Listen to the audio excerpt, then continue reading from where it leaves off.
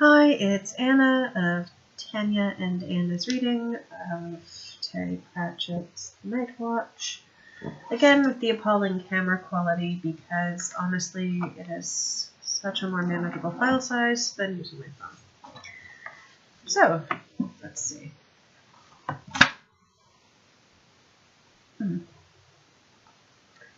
Vimes always preferred to walk by himself, and now there were two of him walking by himself.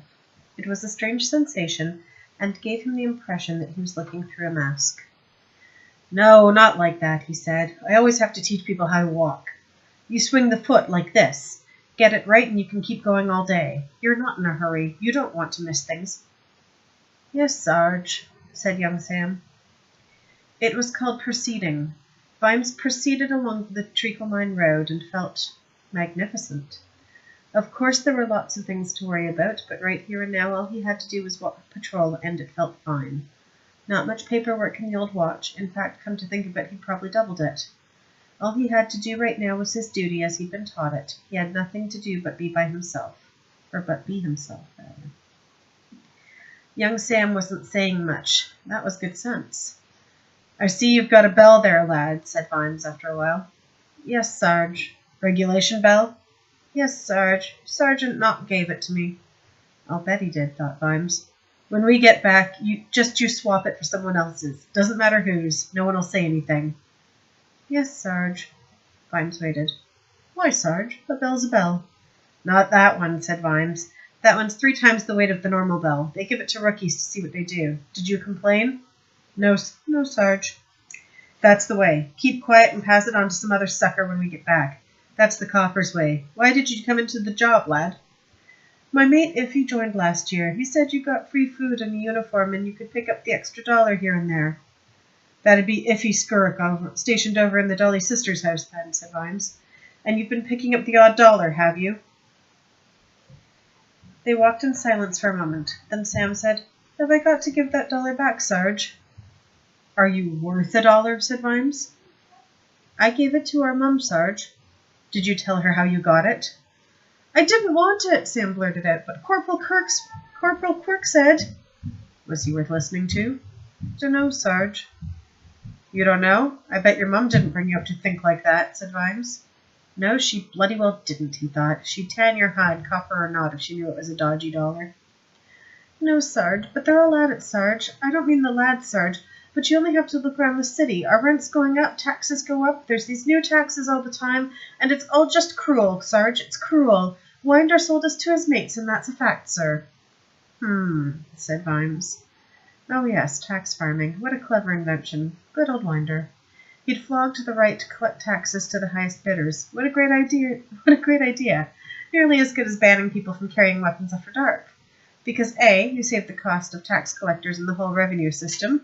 B, you got a wagon load of cash up front. And C, the business of tax collecting then became the business of groups of powerful yet curiously reticent people who kept out of the light. However, they employed people who not only went out in the light but positively blocked it. And it was amazing what those people found to tax, up to and including looking at me, pal. What was it Veterinary had said? Taxation is just a sophisticated way of demanding money with menaces? Well, the tax farmers were very unsophisticated in the way they went about recouping their investment. He remembered these days. The city had never seemed poorer, but by gods there was a lot of tax being paid. Hard to explain to a kid like Sam why pouncing a $1 when you got the chance was a bad thing to do. "Put it like this, Lance Constable," as they turned the corner. "Would you let a murderer off for $1,000? "No, sir." $1,000 would set your mum up in a nice place in a good part of town, though. "Knock it off, Sarge. I'm not like that." "You were when you took that $1. Everything else is just a haggling over the price." They walked in sullen silence. Then, "Am I going to get the sack, Sarge?" said the Lance Constable. "For $1? No." "I'd just as soon be sacked, Sarge. Thanks all the same," said young Sam defiantly. "Last Friday we had to go and break up some meeting over near the university. They were just talking. And we had to take orders from some civilian, and the Cable Street lads were a bit rough, and it's not like the people had weapons or anything. You can't tell me that's right, Sarge. And then we loaded some of them into the hurry-up just for talking. Mrs. Owsley Boylston never came home that night, too, and they said he was dragged off to the palace just for saying his lordship's a loony. Now people down our street are looking at me in a funny way. Ye gods, I remember, thought Vimes. I thought it was all going to be chasing men who gave up after the length of a street and said, "It's a fair cop, governor." I thought I'd have a medal by the end of the week. "You ought to be careful what you say, lad," he said. "Yeah, but our mum says it's fair enough if they take away the troublemakers and the weirdies, but it's not right them taking away the ordinary people." Is this really me? Vimes thought. Did I really have the political awareness of a head louse? Anyway, he is a loony. Snapcase is the man we ought to have. And the self-preservation instincts of a lemming? Kid, here's some advice. In this town right now, if you don't know who you're talking to, don't talk. Yes, but Snapcase says... Listen! A copper doesn't keep flapping his lip. He doesn't let on what he knows. He doesn't say what he's thinking. No, he watches and listens and he learns and he bides his time. His mind works like mad, but his face is a blank, until he's ready. Understand? All right, Sarge. Good. Can you use that sword you have there, lad? I did the training, yes.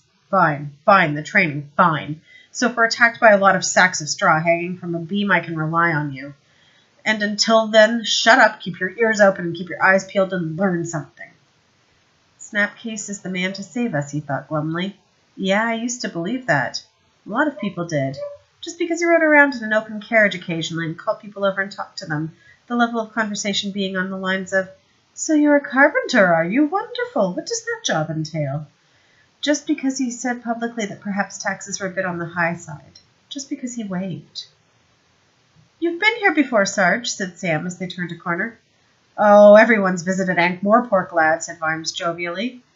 "Only we're doing the Elm Street beat perfectly, Sarge, and I've been letting you lead the way." Damn. That was the kind of trouble your feet could get you into.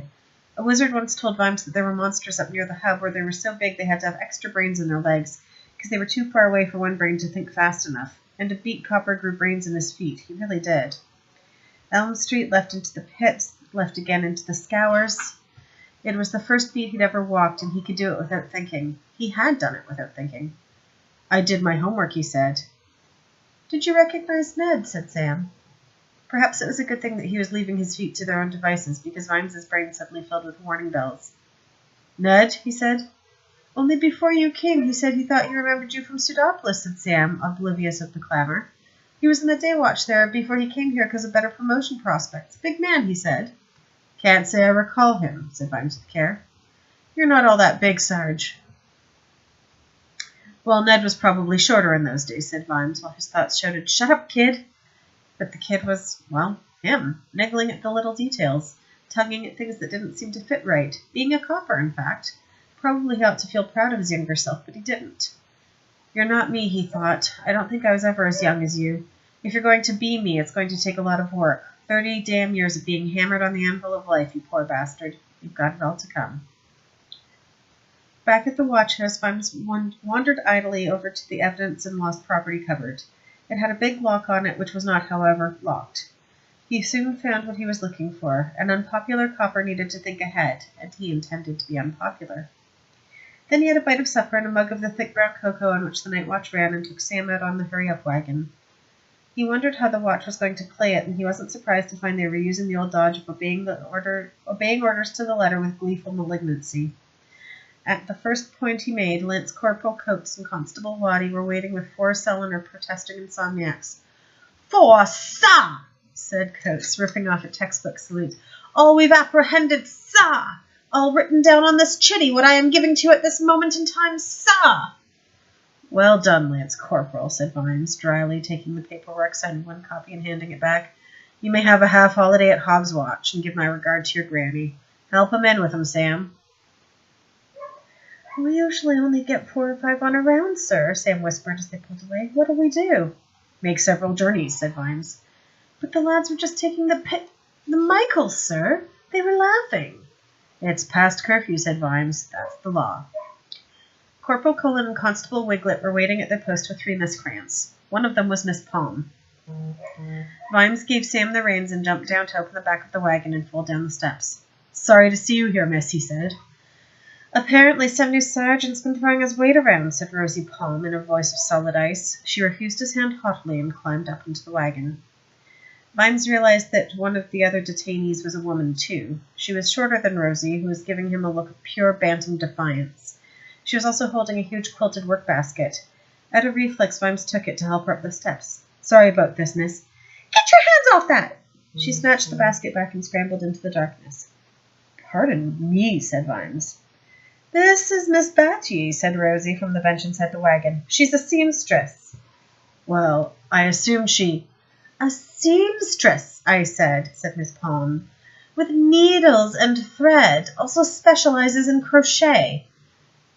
Is that a kind of extra... Vimes began. It's a type of knitting, said Miss Batchy from the darkness of the wagon. Fancy you not knowing that. You mean she's a real... said Vimes, but Rosie slammed the iron door. You just drive us on, she said, and when I see you again, John Keel, we are going to have words. And I'm just going to pause this for a second because my dog is barking and I need to let her in. So, pause. Okay, I'm back. Instead of her coming in, the other dog went out, so who knows how long this will last for.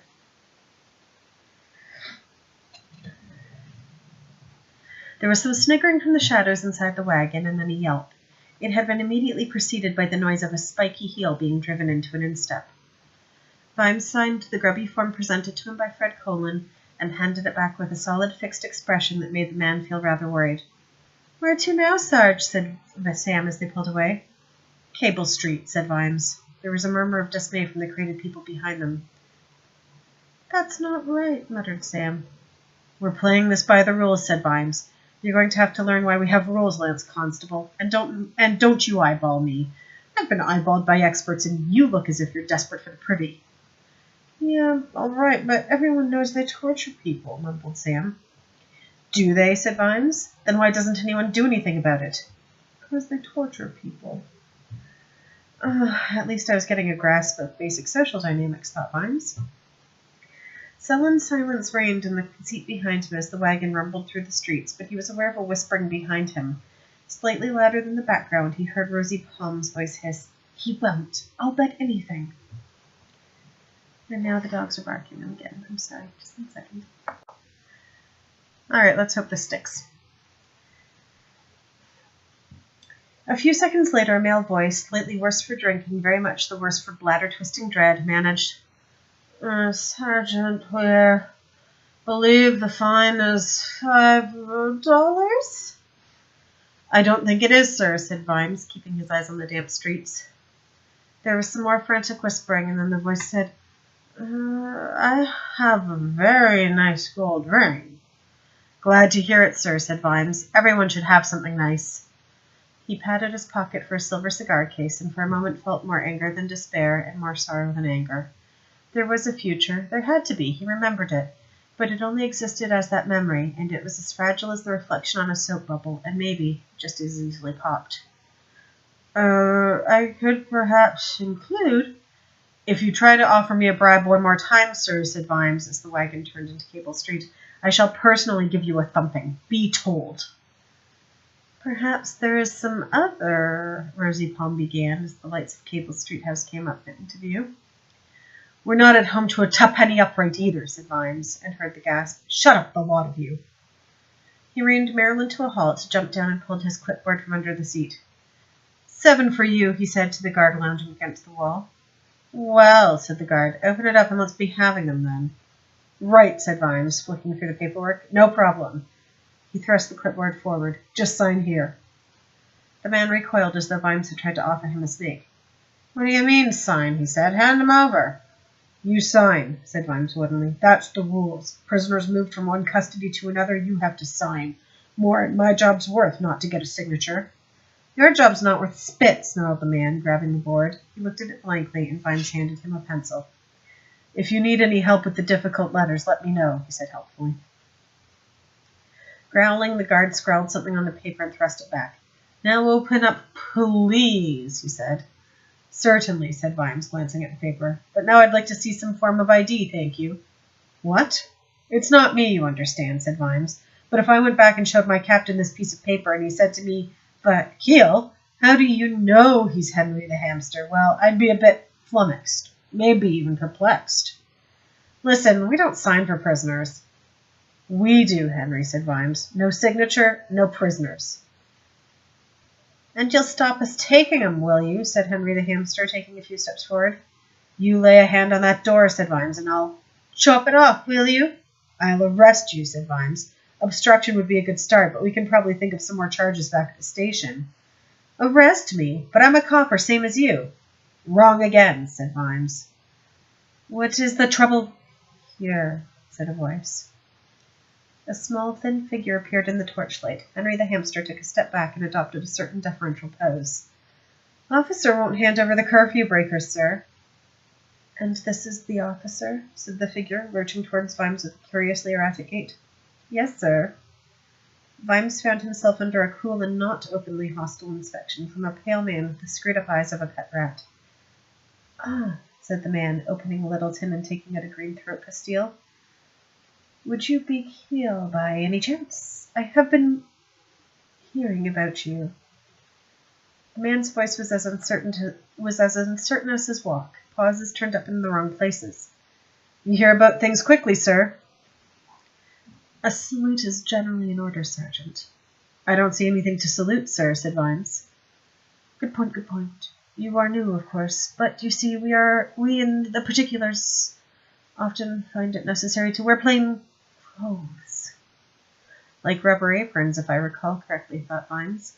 Aloud he said, Yes, sir. It was a good phrase. It could mean any of a dozen of things or nothing at all. It was just punctuation until the man said something else. I'm Captain Swing, said the man. Finally, Swing. If you think my name is amusing, please smirk and get it over with. You may now salute. Vimes saluted. Swing's mouth turned up at the corners very briefly. Good. Your first night on our hurry-up wagon, Sergeant? Sir. And you're here so early, with a full load, too. Shall we take a look at your passengers? He glanced in between the ironwork. Ah, yes. Good evening, Miss Palm, and an associate, I see. I do crochet! And what appear to be some party-goers. Well, well. Swing stood back. What little scamps your street officers are, to be sure. They really have scoured their streets. How they love their little jokes, Sergeant. Swing put his hand on the wagon door's handle, and there was a light noise, which nevertheless a thunderclap in the silence, and it was the sound of a sword moving very slightly in its scabbard. Swing stood stock still for a moment, then delicately popped the pastille into his mouth. Ah, I think that perhaps this little catch can be thrown back, don't you, Sergeant? We don't want to make a mockery of the law. Take him away. Take him away. Yes, sir. But just one moment, please, Sergeant. Indulge me, just a little hobby of mine. Sir? Swing had reached into a pocket of his overlong coat and pulled out a very large pair of steel calipers. Vimes flinched as they were opened up to measure the width of his head, the width of his nose, and the length of his eyebrows. Then a metal ruler was pressed against one ear. While doing this, Swing was mumbling under his breath. Then he closed the calipers with a snap and slipped them back. I must congratulate you, Sergeant, he said, in overcoming your considerable natural disadvantages. Do you know you have the eye of a mass murderer? I am never wrong in these matters. No, sir, didn't know that, sir. We'll try to keep it close, sir, said Vimes. Swing didn't crack a smile. However, I'm sure that when you have settled in and you and Corporal Hamster here will get along like a house on fire. A house on fire, yes, sir. Don't let me detain you, Sergeant Keel. Vimes saluted, Swing nodded, and turned in one movement, as though he was on a swivel, and strode back into the watch-house. Or jerked, Vimes considered. The man moved in the same way he talked, in a curious mixture of speeds. It was as if he was powered by springs. When he moved a hand, the first few inches of movement were a blur, and then it gently coasted until it brought into conjunction with whatever was the intended target. Sentences came out in spurts and pauses. There was no rhythm to the man. Vimes ignored the fuming corporal and climbed back onto the wagon. Turn us around, Lance Constable, he said. Good night, Henry. Sam waited until the wheels were rumbling over the cobbles before he turned wide-eyed to Vimes. You were going to draw on him, weren't you, he said. You were, Sarge, weren't you? You just keep your eyes on the road, Lance Constable. But that was Captain Swing, that was. And when you told that man to prove he was Henry the Hamster, I thought I'd choke. You knew they weren't going to sign, right, Sarge? Because if there's a bit of paper saying they've got someone, then if anyone wants to find out. Just drive, Lance Constable. But the boy was right. For some reason, the Unmentionables both loved and feared paperwork. They certainly generated a lot of it. They wrote everything down. They didn't like appearing on other people's paperwork, though. That worried them. I can't believe we got away with it, Sarge.